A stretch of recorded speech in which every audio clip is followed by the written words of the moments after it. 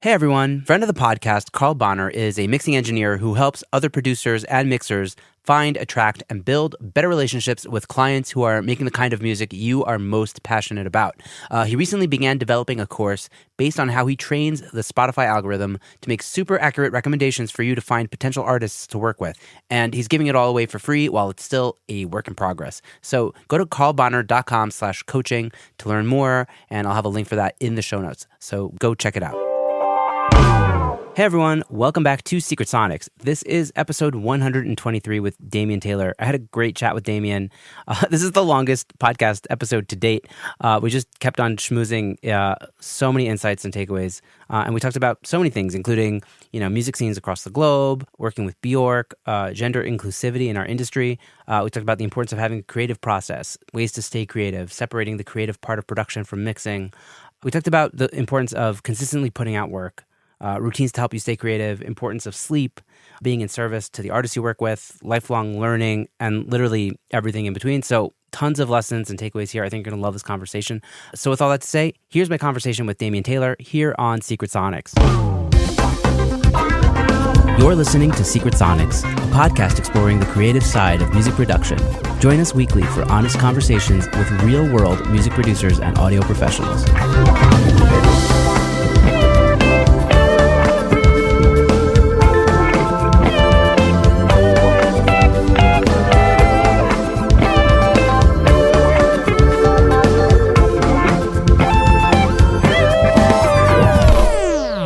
Hello, and welcome back to Secret Sonics. I'm your host, Ben Wallach. My guest today is Damian Taylor. Damian is a 6-time Grammy-nominated record producer, music mixer, and programmer, songwriter, song doctor, sonic architect, and explorer.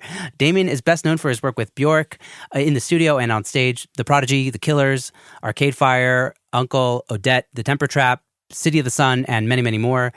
Former guest of the show, Travis Ference, recommended I reach out to Damian, who's graciously agreed to join me on the air. So with all that to say, welcome to Secret Sonics, Damian. Thanks, Ben. Great to be here. Yeah, I'm so excited to have you on the show. So tell the audience a little bit about your story. I mean, I know you shared a ton on Travis's podcast, on Progressions, but I'd love to get a little bit of that, the juicy story Cool. for my audience as well. Well, I'll try to just do the TLDR bullet point highlights. Basically, Perfect. I lived around the world. My parents are British. I was born in Canada. I lived there for 10 years. We moved to New Zealand when I was 10, so I was a teenager down there in the late 80s and early 90s. My parents are obsessed about classical music.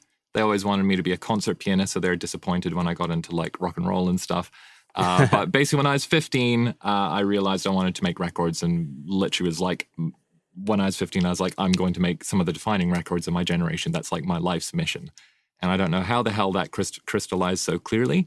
But around that time I started recording on 4-track. I'd always been playing instruments, but I just got more and more into the process of recording. And thank God I realized this before we had the internet, but I used to try to sing and, had all my angsty teenage songs, and in this day and age, they'd be up on Spotify or on the internet. But I figured that out in private, that really my skill set is to kind of work with other people and help them bring their vision to life. So I moved to London when I was 19. I'd already been working in studios in New Zealand for a couple of years by that point. Managed to get a job in a little studio in Brixton, hung out there for a year, and then through that studio wound up meeting a guy called Guy Sigsworth, who I wound up working with almost exclusively for 2 years. And that's how I met, Bjork and Uncle. And basically that got me out of tiny studios in London into the big recording community, and I met everyone there. So my kind of music making soul is very much from London.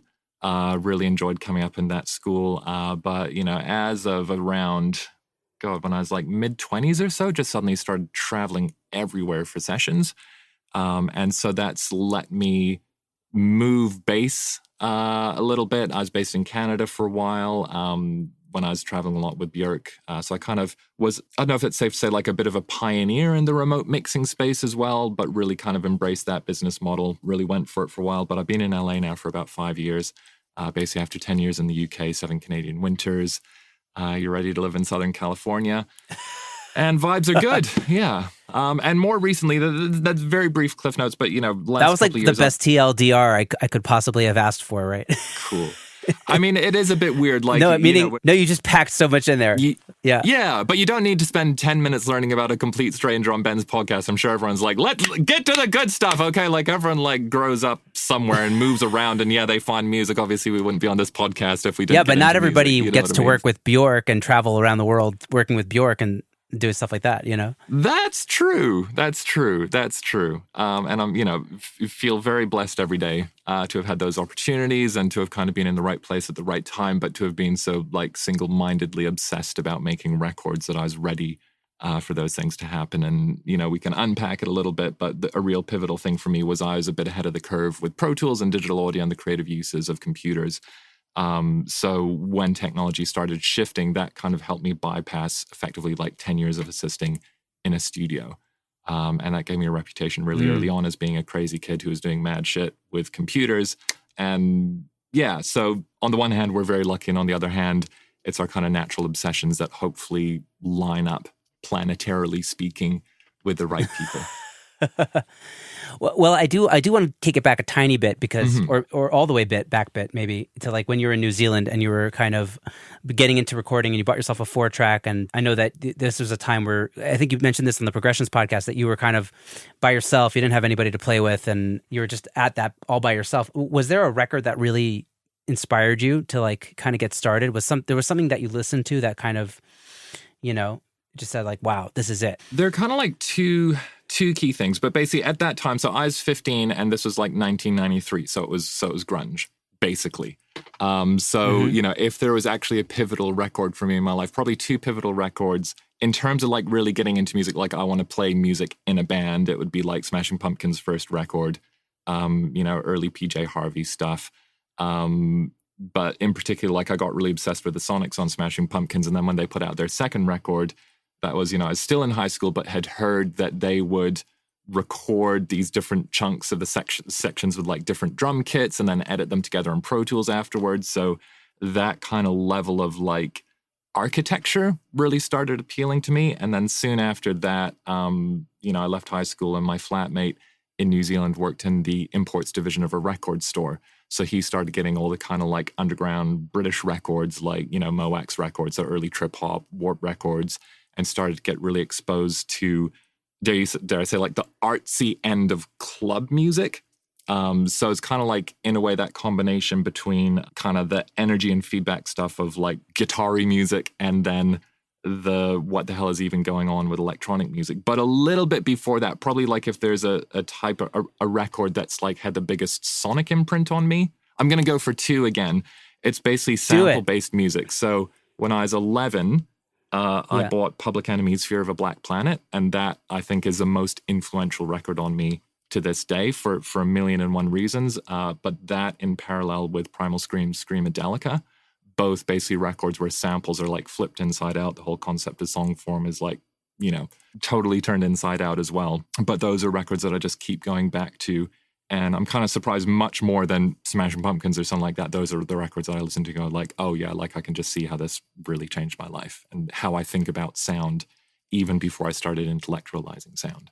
That's so interesting. Well, to bring it a little closer up to date, that Arcade Fire record that you worked on, that kind of has that great combination of like the guitars and that grungy thing, but also the electronic and the samples and stuff like that.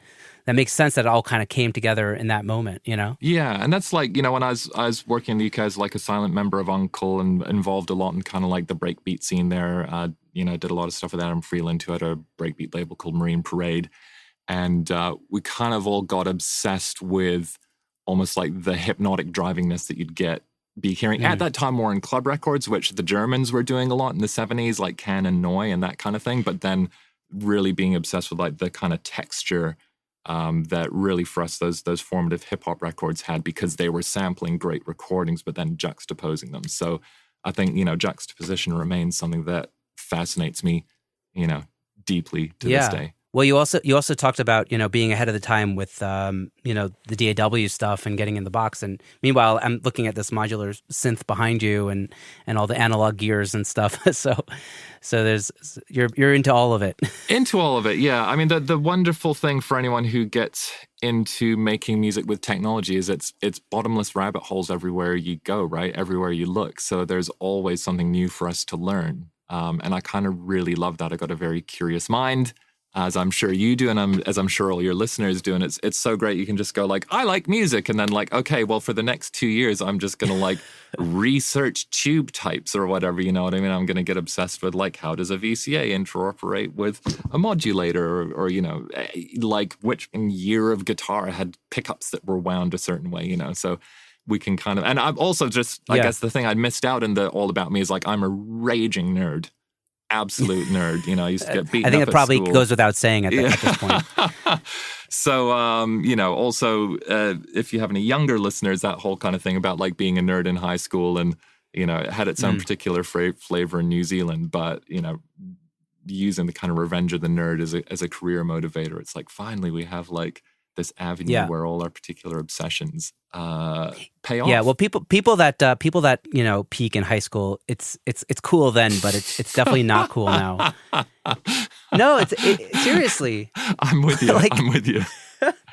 Like you don't want to peak in high school. You don't like, want to peak at 17. No, totally. No.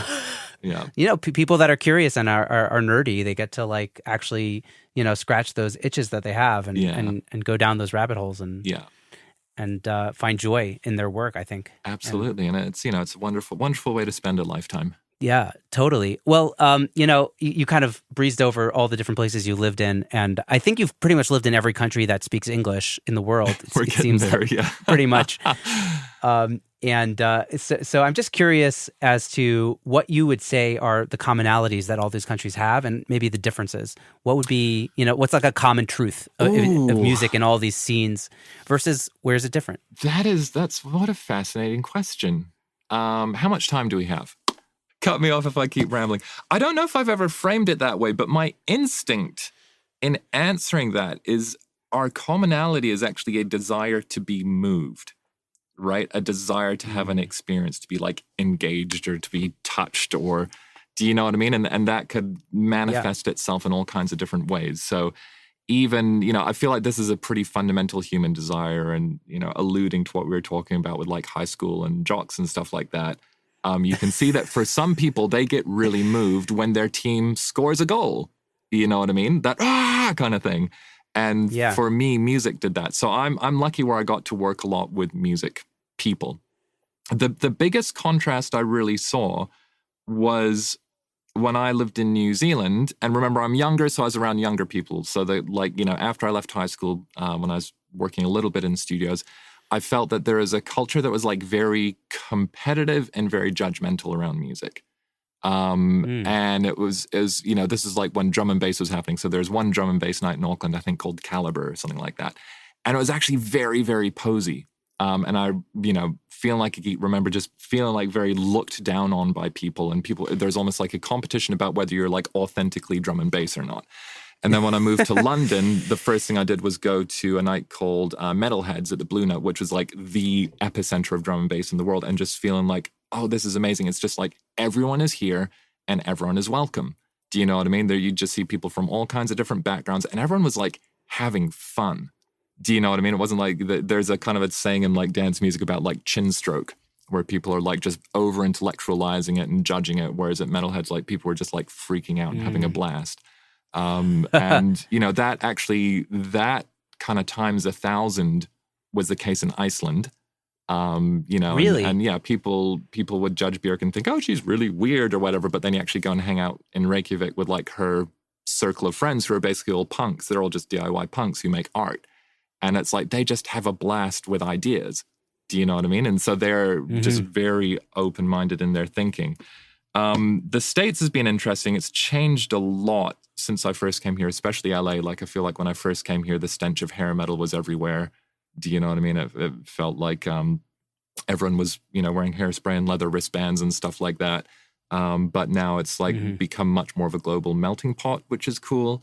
And Canada, I found really interesting. These are huge generalizations, by the way, because obviously there's more difference there's more difference within a nation than between them.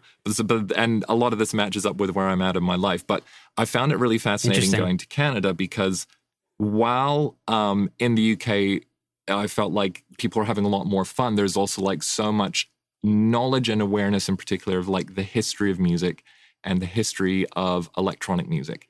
So you might, if you were making something in the studio that's on a kind of a crossover breaks art club track or whatever, you'd be aware of what Jeff Mills did in 1988. You know what I mean? You'd be aware of